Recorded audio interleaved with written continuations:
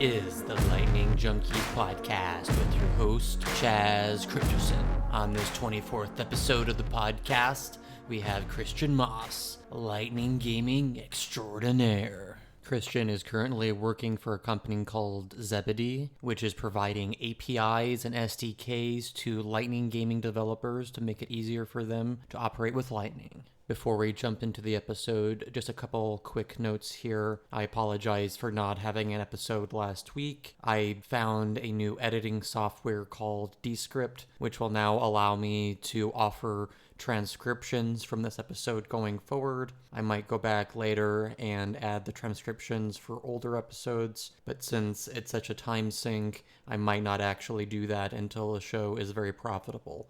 If you find the transcriptions useful, or if you find the Lightning Junkies podcast to be useful or educational in general, I would ask you to go ahead and donate Bitcoin or Bitcoin over Lightning via my crowdfunding campaign. You can find the crowdfunding campaign at crowdfund.lightningjunkies.net. You can also find other ways to support me at tipping.me and lncast.com. Both of those links are in the show notes. Two other ways to support the show is to go ahead and sign up for SparkSwap. They allow you to purchase Bitcoin over the Lightning Network directly with USD. They're one of the first services to allow this functionality. And if you sign up with the link in the notes, you can earn 100,000 sats. I'll also earn 100,000 sats, so what are you waiting for? Go ahead and sign up for SparkSwap. We also have Fold. Fold allows you to purchase gift cards using the Lightning Network. I use this quite a bit myself to buy Amazon and Uber gift cards. If you don't want to spend your Bitcoin, you can also use it to buy gift cards with credit cards and debit cards, but you'll actually earn sats back as a reward. Sign up for Fold today, and we both earn 20,000 sats. I really think you're going to like today's show. Let's go ahead and jump into it before you guys get tired and switch to a different TV show.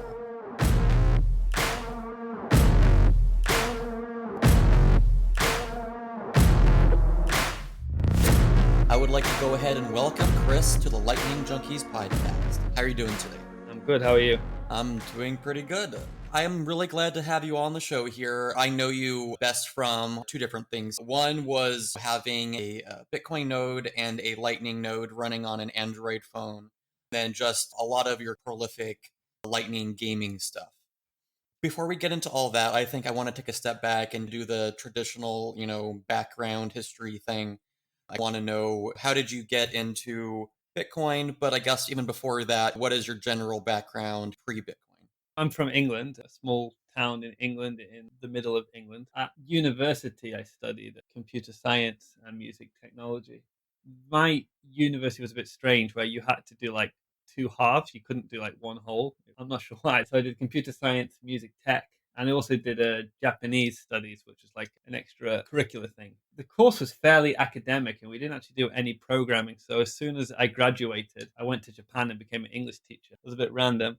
Whilst I was in Japan, I really started to learn how to program as a hobby. The App Store just came out, or it's only been out for a few years. And I just thought it'd be cool just to make like a fun game or something. That's how I really got to learn how to program and to make apps and games and stuff like that. I took like a short break for a couple of years to go to Australia. I started to work for an app development company in Australia. At the time, I was making games as a hobby.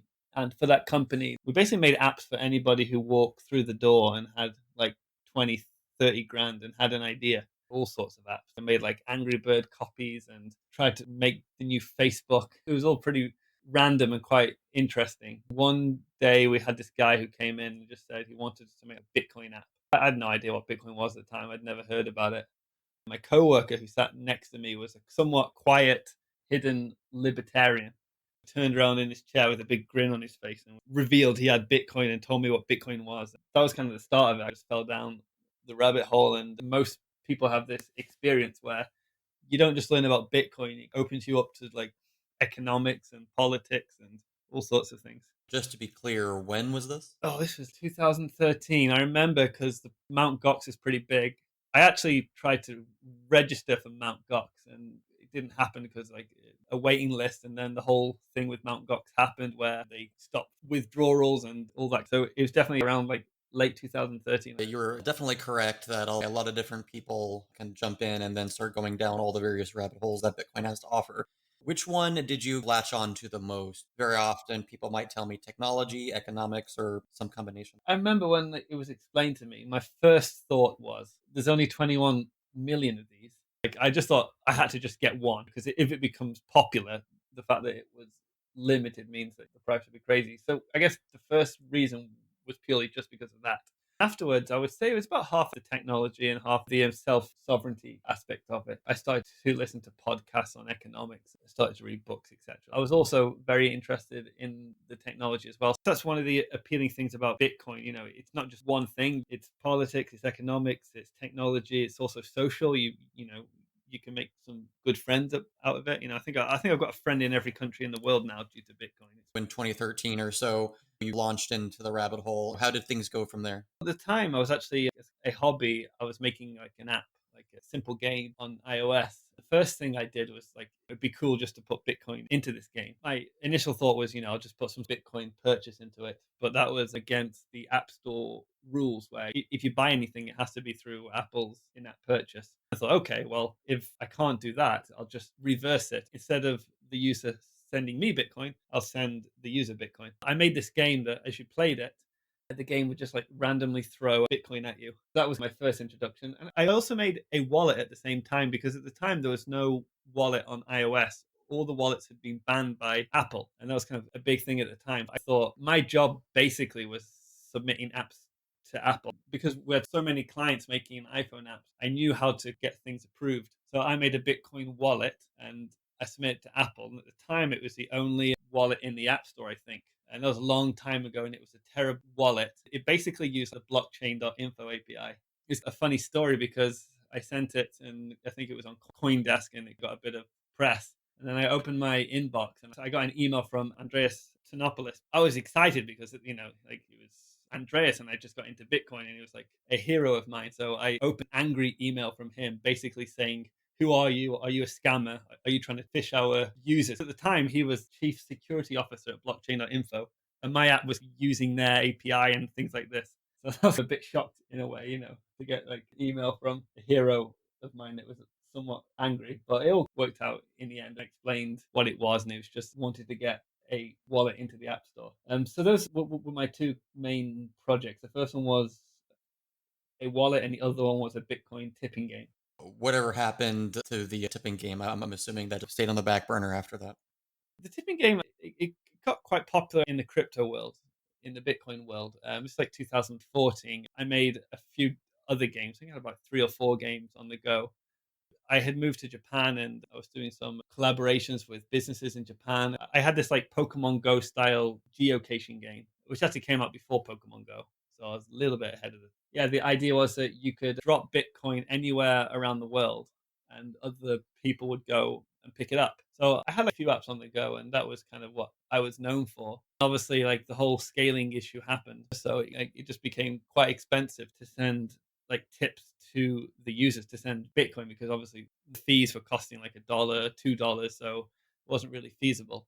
I knew that Lightning and Layer 2 was coming out, so I really quietly just shut them down with the idea to bring them back when Lightning was ready, which is basically what I'm doing now. Working with ZEBEDEE, which is a Lightning gaming company. We're basically building tools and SDKs to help game developers add Bitcoin into their games, powered by the Lightning Network. That's really what happened to the projects. They were popular, but then they couldn't really scale. I knew they couldn't really scale because Bitcoin was new. So I knew there would have to be some sort of layer 2 technology. I stopped adding new users and quietly shut them down and put them into hibernation. A question that occurs to me going down this path is, do you think, I mean, it's kind of broad, so forgive me, but do you think blockchains in general make good backbones for gaming experiences over the long term? I just thought that blockchains were this amazing scalable thing, and everybody would use blockchains as a database, and we could scale massively. I think that was the impression at the time, at least with most developers that I knew. You learn more about the technology, you find that blockchains are basically terrible at scaling, that they inherently can't scale. If you try to scale them, you run into all sorts of trade-offs and issues that affect people's ability to verify the network. My contemporaries at the time, they were also building on Bitcoin. A lot of them got frustrated with Bitcoin, and at the time Ethereum had came out, so they all moved to Ethereum because they were frustrated that Bitcoin couldn't scale, but Ethereum they thought was this one that could scale because the community was behind it. Even now, they have their scaling issues as well. I think blockchains themselves are basically terrible at scaling. I don't even think the base layer itself is suited towards gaming. It's more about being able to not rely on a third party to make a transaction. 99% of gaming, you don't necessarily need that level of security. I think that the layer 2 and 3s that are anchored to the base layer is where gaming has an opportunity to thrive, not on blockchain itself. I think it depends what you mean by blockchain. You have a lot of blockchains which are like gaming blockchains, but they're really more distributed databases. So maybe they have a place. But blockchain, as in the Bitcoin blockchain, is just terrible for gaming. Addressing the people that went over to Ethereum as a response to Bitcoin's scaling issues, quote unquote, would you say to them, hey, you went over to Ethereum, how is that working out versus, me over here working on Lightning? Do you think that you're going to have a much easier time working on Lightning? Do you have an argument going in that direction? I think it's a little bit hard to compare Ethereum with Lightning because, like a lot of people, they went over because of the scaling issue. I'm not just talking about Bitcoin as in payments here. I'm also talking about at the time we were doing a lot of tokens on Bitcoin. So I'm not sure if you're familiar with the counterparty protocol. Absolutely. We were doing a lot of gaming with the counterparty protocol, and that had like a built-in DEX, and you could also make an NFT where you could issue one game item that was unique. So it was possible to do a lot of the NFT stuff that people are doing on Ethereum, but a lot of the counterparty people went to Ethereum because of the fees. Having said that, a lot of it wasn't just about the fees. It was the fact that with Ethereum smart contracts, you have a lot more flexibility to do more complicated things. A lot of it was that they wanted the ability to do like smart contracts and things like this. Just to answer your question, I don't know, it's hard because I think there's a catch-22 situation where as a business or a startup, you want to be the first to do something. You want to be the first person, the first team to make a cool blockchain game. The problem is if you're too early, the technology is not there. And I would argue that the technology on Bitcoin and Ethereum isn't there. You're in danger of making something too soon and you've blown through your budget and it doesn't scale because the technology isn't ready and then your company fails. On the other hand, you could wait for the right technology to come about.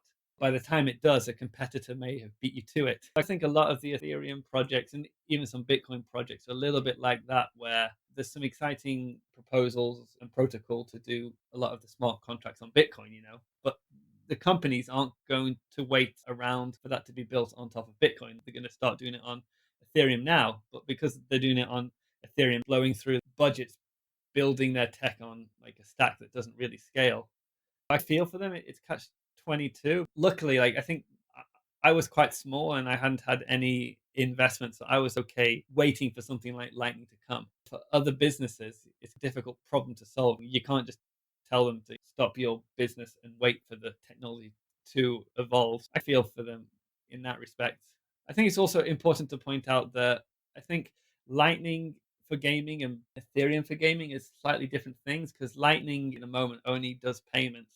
I don't see a situation where it can do NFTs. I'm not even sure if it's possible. Going back slightly in what you were saying there, you're mentioning how it's a little early to be in Ethereum Bitcoin on some level, waiting for things to be there for these games to actually take off. Do you think that similar line of logic would apply to Lightning as well? I think the chance isn't zero, right? Lightning is still early days. The only thing I would say that Lightning scales a lot better than Ethereum. I think it's perfectly feasible and possible to have a scalable game built on Lightning to some extent.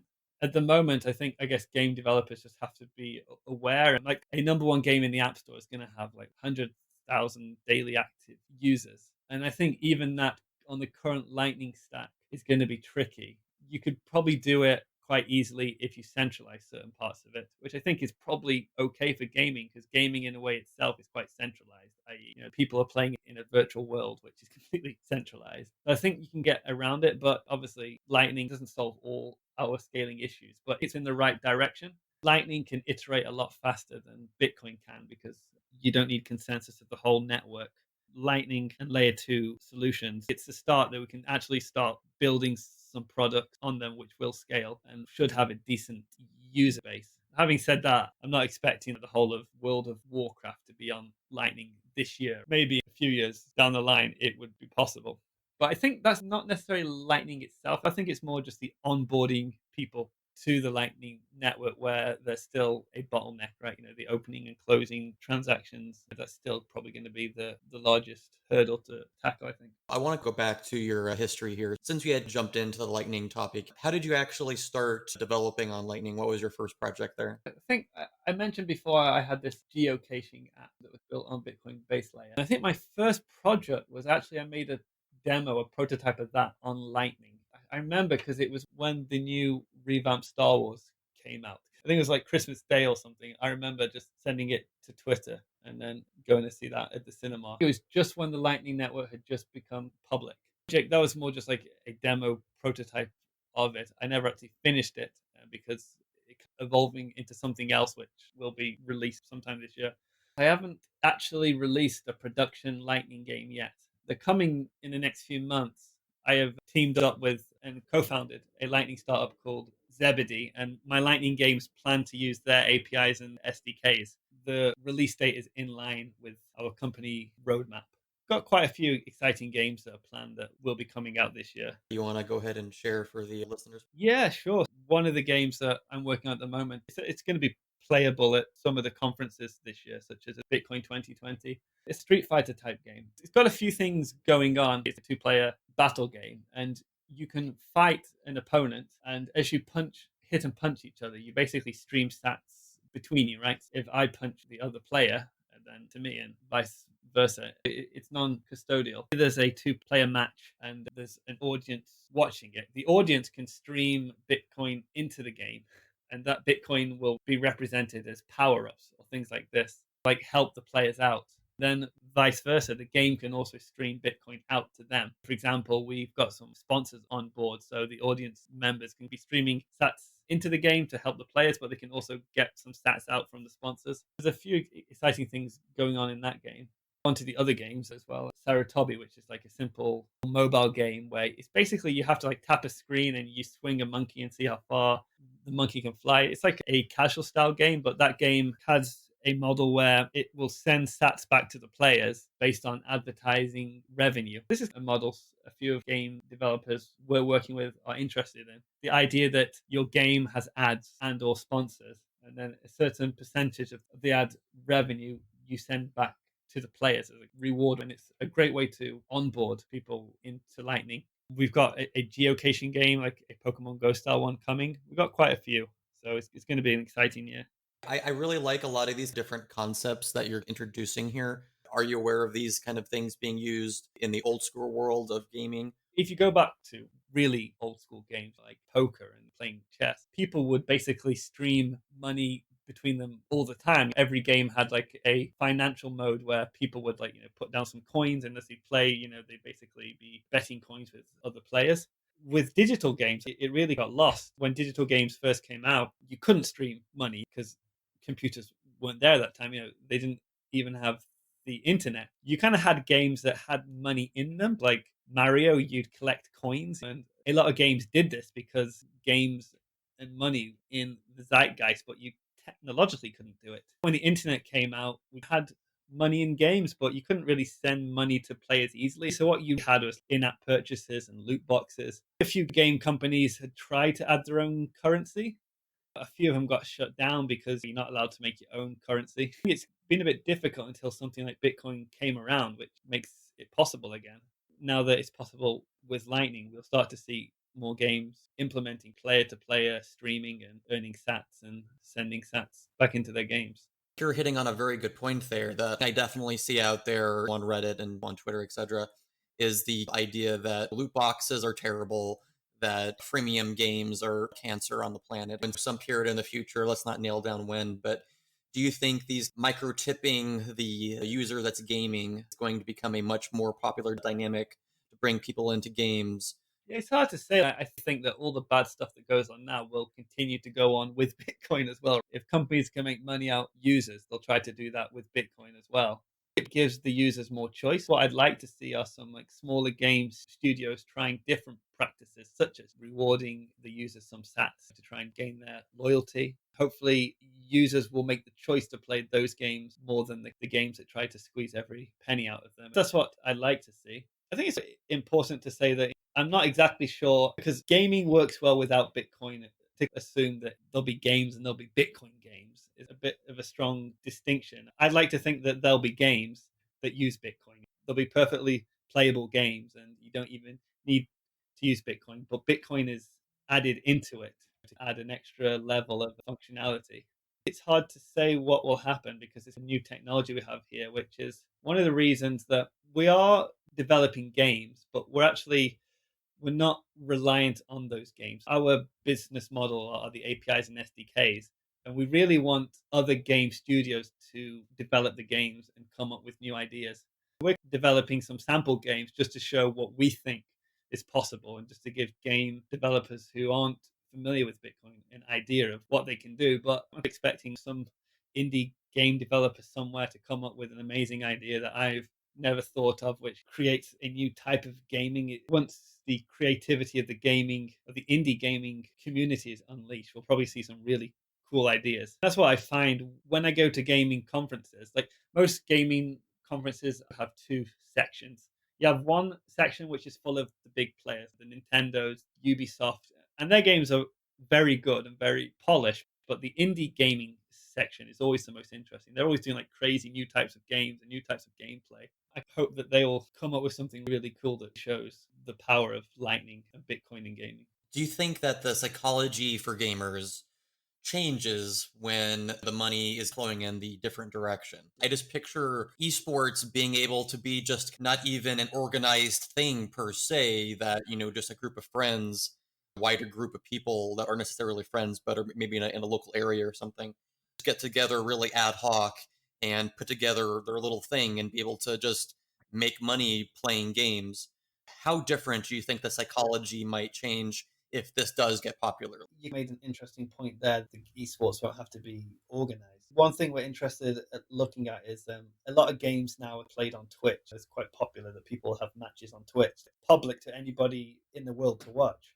We're going to be having a few esports matches ourselves where we'll share a link on Twitter and people can see this match on Twitch, and then anybody with a Lightning wallet can stream stats into the match to help out, or maybe somebody else can make a third party betting thing on the match. Going forward, you're going to have a lot more decentralized, unplanned interactions. That's a good thing with Lightning. So I was actually speaking to some game developers the other week, and they were saying, why do we need Lightning? Why can't we just use our own coin? Why can't we use like Steam? I said, the thing with Lightning is it's an open protocol, right? It's not just one company building a coin that everybody has to try and ask permission to use, but all the different companies and all the different wallets and all the different games are automatically interoperable. That fact alone, we'll start to see the linkage between different games. You'll have the idea that I can be watching an esports on Twitch of one game, maybe make some bets on it, or I can like interact with it. I can get some stats from that game, and then I could go to a different Twitch channel, completely different game, which has nothing to do with the first game, and I can use the stats I got from the first game in this next game. Then even use those stats to buy coffee as well, so I can take them out of the gaming world. I think at the moment, games are very, very separate things. If you play Final Fantasy, that doesn't interact with Pokemon Go. There's no interaction across there. If more and more games start to Bitcoin, then you'll start to see that games will naturally have these connections between them that are permissionless, but it makes all the games more valuable because of it. That's kind of where I see it going. Do you see people maybe gaming more because of this and because, hey, I can make money, I'm going to game today? Is that something that you see? I had these games where people could play the game and they could earn Bitcoin, and the Bitcoin was paid for by ads and sponsors. A lot of my users were actually young people from poorer countries. I had a kid who was, I think he was like 16 or something like that, but he was from Afghanistan, of like a small village. He managed to get his hand on a smartphone and some basic internet. He would just play my game all day, and he earned like $10 a week or something. That was life-changing for him. I'm not saying that all games will become like these financial earners for the third world. What we can probably see certain ecosystems, gaming, that can outsource work to people from poorer countries. One example I gave was a lot of people play these online games, and you really have to play all the time in order to make sure your character is leveled up enough. But these people also have to work, right? They have jobs and families and stuff. So they'll pay a company in Korea that will play the game for you whilst you're at work. We'll start to see things like that where people can outsource the playing of their games or the leveling up of their characters. People from poorer countries, they'll be paid directly by sats, something like that. Another thing is, I think it's quite interesting, is you could probably have like bots that play games for you. So one example we were discussing at ZEBEDEE is you could have the computer bots that compete in matches. The idea is two people have a bot, and basically they charge this bot with, say, I don't know, $10 worth of Bitcoin, maybe even less, $1 worth of Bitcoin, and the bot fights another player's bot, and the winning bot gets the other player's Bitcoin. I think you could start to see people having these bots play for them, and just like out there on the internet, in cyberspace, playing games, playing matches, and earning them an income. That's fascinating. So what I'm hearing is whoever makes the best machine learning algorithm starts winning all the games and starts making the best passive income. Possibly, yeah. It would be great if there's a game studio out there who wants to work with us and develop some sort of bot battling game where users have to design the best bot, and it'll just go out and play matches in the cloud and earn it Bitcoin. Yeah. I think I saw a few examples of games like that. It was like a non-Bitcoin event, but I just was there just to see what gamers are up to. And there was a game like that as well. It was like a racing game, like an F1 racing game, where you purchase cars and you tweak your cars, you tweak the settings of your cars. Then these cars basically play other players' cars in the cloud. But there's no financial reward to it. You'd really just get a ranking. I was thinking that would be perfect. You tweak your car, and then the winning car wins the Grand Prix and the Lightning from there. I think that would be quite exciting. Definitely going to see things like that. This might be a little out there, but I'm just going to go into it anyway. There's some concept out there that machines are going to get to the point where they're going to replace everyone's jobs, et cetera, et cetera. I don't necessarily know where I stand on that, but I'm taking on that idea for granted for the moment. I really see gaming as a profession being a very popular one in such a future where you don't really need to do anything. You know, all the machines are doing all the things. How deep do you think that idea would go? Do you think it's possible to imagine someone just gaming all day long? We already touched on that a little bit, I guess, but maybe even more so in the Western world as a more mainstream thing. Yeah, it's interesting. I remember I was seeing on TV the other day that they asked kids at school, what are your top professions? When I was in school, it was like being a basketball player or being a football player. These kids, number one was a YouTuber, number two was an esports player, and number three was a game developer. I think just looking at the youth of today, gaming and also online digital presence is definitely going to be prevalent. It only makes sense that monetizing that in the future would be a great opportunity. I'm not sure what degree machines will play. I'm not an expert in machine learning, but I suspect that what machine learning we will have will still need kind of a human guided hand. My understanding of general AI is very far off from being realized, if at all possible. Artificial intelligence, which is very good in specific things, is possible and already exists. We'll maybe see like these bots or these games where a human has to tweak and guide it. I don't think we'll necessarily see like Skynet and bots just taking over everything per se. It's hard to say. I just have a few friends who work in AI and machine learning, and from what I hear, it's like AI is like a buzzword similar to blockchain. When you look into it more, there's all trade-offs and there's limitations. A lot of what I said is premised on fanciful thoughts. If you're thinking like 10 years in the future or 1,000 years in the future, right? Yeah. I would guess like 100-ish, but I mean, that's also a number that I'm pulling out of my ass. I have seen some scary stuff on YouTube about AI robots, the things that come out of Boston Mechanics. Yeah, it's a bit scary, to be honest. I'm not sure how scared I am of machines in that way. That's just people watching things like Terminator and scaring themselves. Steven Pinker, famous Canadian psychologist, he made the point that a lot of these scare thoughts AI is kind of a Homo sapien bias, the idea that if things get stronger and more intelligent, their natural instinct is to dominate and destroy. I think he makes this point that we already have an intelligent being that is not violent or does not seek out aggression, and they are females, like a male human kind of thing, that we build these robots that we see in sci-fi as images of us, but makes a point that maybe AI wouldn't necessarily be bothered about killing everybody and dominating and taking over territory. I will go ahead and reel us back here. I was interested in that you had moved to Japan, gotten a job as an English teacher. Is that right? Yeah, that's true. Yeah. English teacher is a popular thing to be able to do Southeast Asian countries. How did the process go for you? Originally, I didn't want to do it. Originally, I wanted to get like a scholarship and go and study in Japan. But I didn't get the scholarship. I had been studying Japanese and I just graduated. So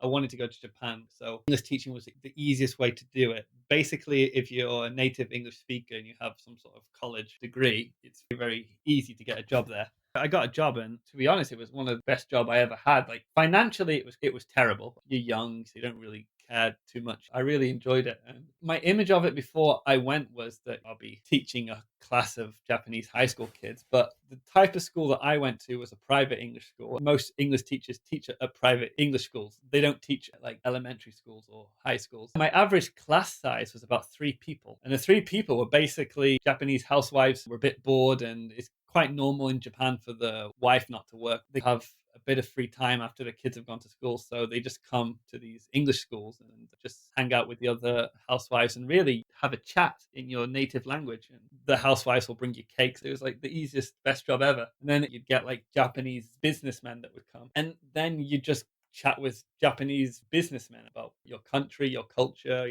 what's going on in the world. It's like a really good job, and I do miss it actually. What ended up bringing you to Japan? I went to the classes and really enjoyed the language. The university did like an exchange to Japan that was cheap.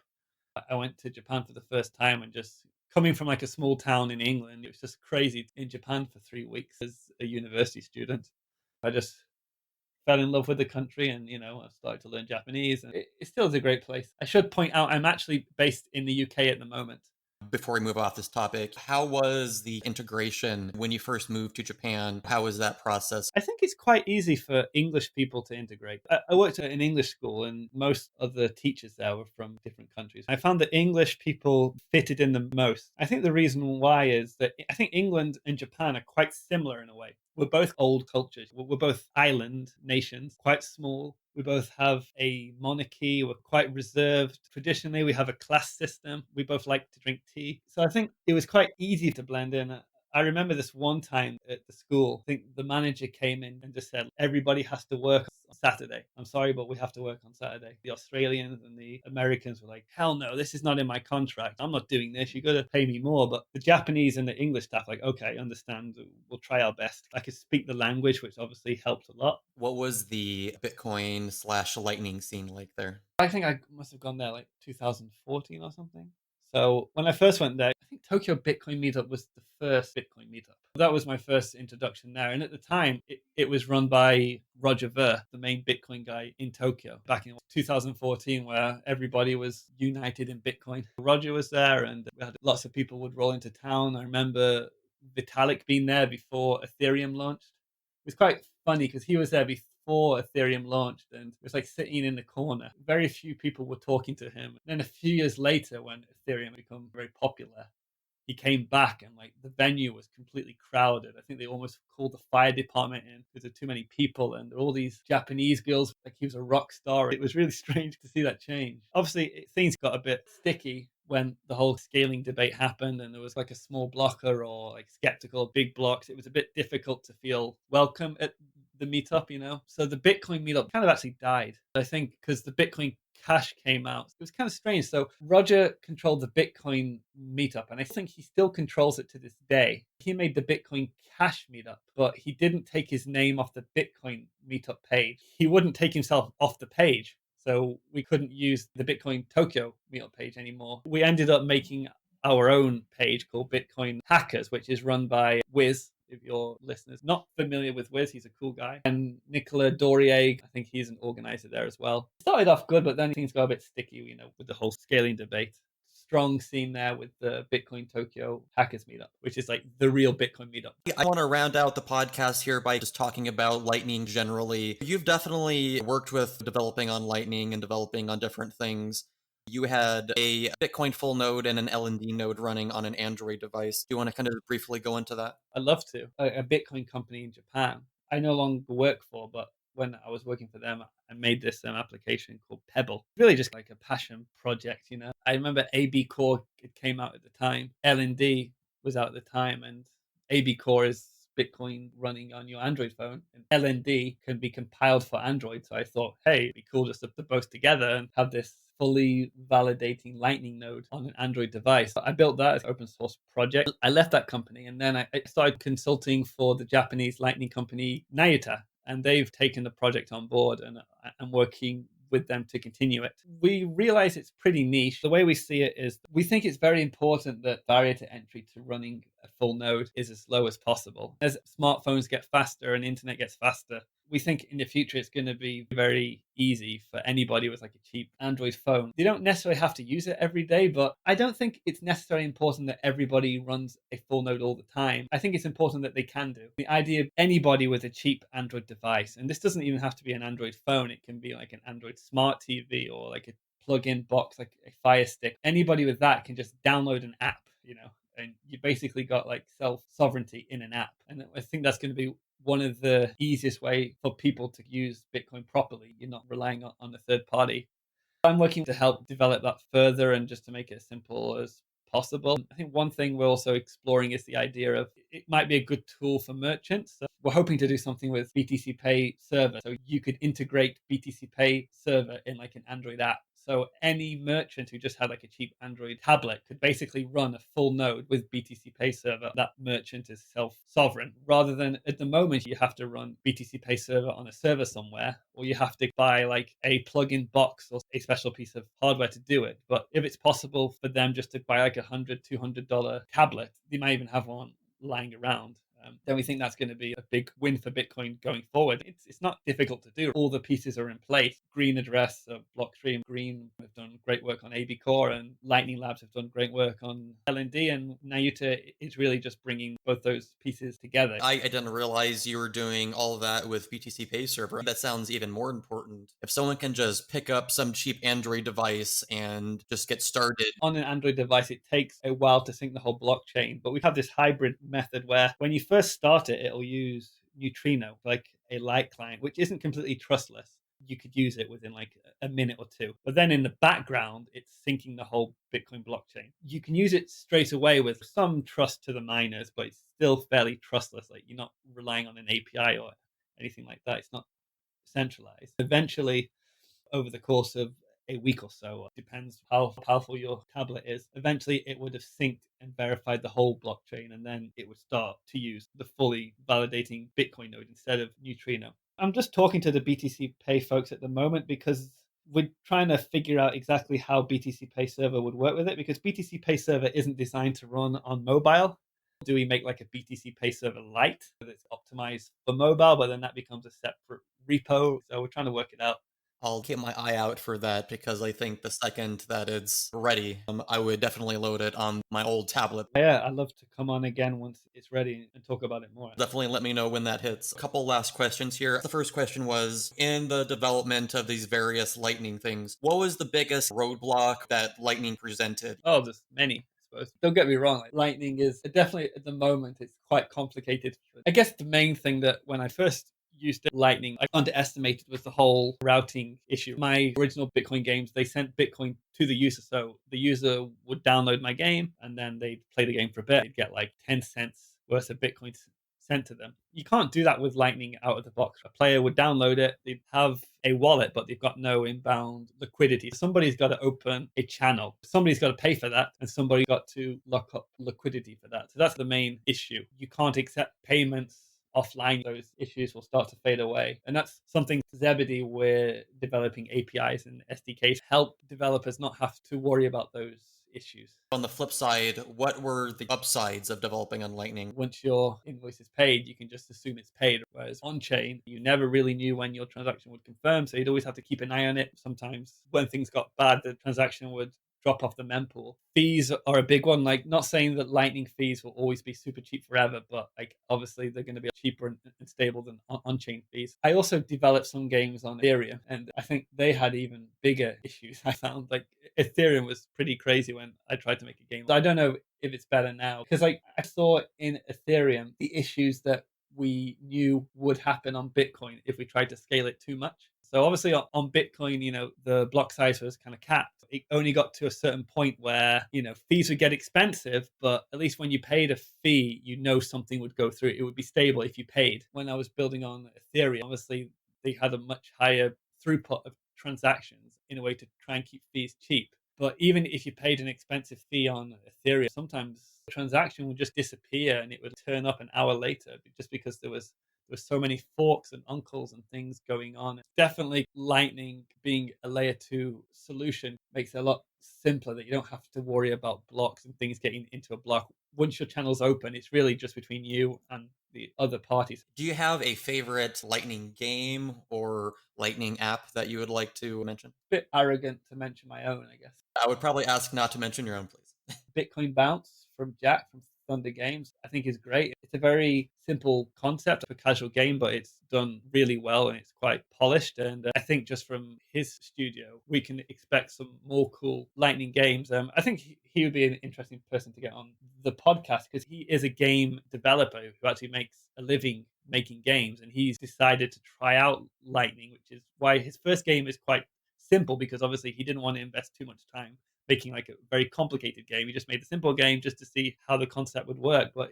he did it quite well. I'm really excited about his future projects. I did try that one, and what I really liked about it was the way they deliver the sats to the player through a raffle thing. So you have a chance of winning, like, let's say 5,000 sats or 25 sats. I think actually we talked about that a little bit, because my game that is coming out again soon, but was on Bitcoin originally, that would kind of send sats out instantly. So I kind of said, well, why are you doing this daily raffle thing? I think one of the reasons is I think people enjoy the aspect of they're not sure how much they're going to get, but also it helps to mitigate a little bit against bots, which I think bots are going to be an opportunity and a challenge for Lightning games. So as we start to see games come out and pay people Bitcoin, what you start to see are people who make bots to try and like get all the Bitcoin. His raffle thing was designed to try and make it more fair for normal players, so bots don't have too much of an advantage. Another game I'm excited about, I guess there are two games. The first person shooter games by N00bz. It's like a really cool idea that works well with Lightning, and the other one is Light Night by Satoshi's Games. That looks like quite an optimistic game, but if done well, I think it's going to be pretty awesome. I think we're going to see an explosion because Lightning is so easy to implement into your game. Once we have one game that starts to do fairly well, we'll just see like hundreds of, if not thousands of other game developers jumping in and doing cool stuff with Lightning. I've got ideas myself as well. There's too many games to make and not enough time. Are we going to end up having half of a Bitcoin conference be dedicated to the Lightning Arcade? ZEBEDEE, we're going to be doing some cool stuff at Bitcoin 2020 with gaming, but I think Bitcoin 2020 is in San Francisco. They're going to have an arcade for Lightning. Also, a Magical Crypto Conference, I think they mentioned they're going to have an arcade. Every Bitcoin conference that doesn't have a Lightning arcade is going to be missing out, right? Absolutely. We have that retro feel going on. Let the kids play their games at the conference early. All right. What is the thing within Bitcoin/Lightning that you're looking forward to the most? Live on a kind of positive note here. Good question. I suppose, like, from a technical protocol point of view, I think L2 would be pretty cool. So L2, it's an upgrade in Lightning that will just allow new features. The update behind L2, or SIG hash no input in Bitcoin, people haven't realized this, but it should actually make it possible to do off-chain NFTs on Bitcoin.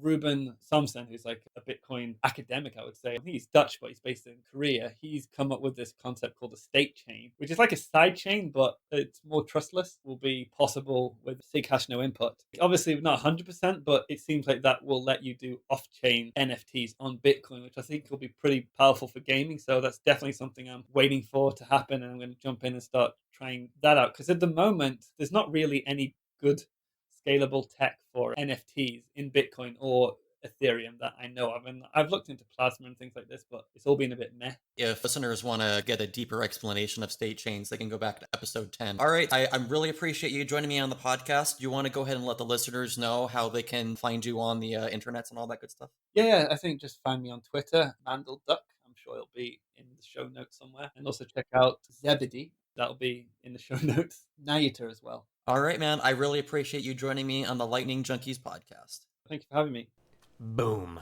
That concludes that episode. Did you learn anything on this week's show? I definitely learned quite a bit. I'm looking forward to a lot of the Lightning games that are coming out in 2020. Are you looking forward to any games coming out this year? Are you looking forward to any of the games that Christian mentioned in the podcast? March is going to be a big month for the Lightning Junkies podcast. The 25th episode especially is going to be a very big episode for me. So please stay tuned, stay excited. For now, I'm going to take a step back, jump into the pool, and say, I will see you on the Lightning Network. Bloop, bloop, bloop.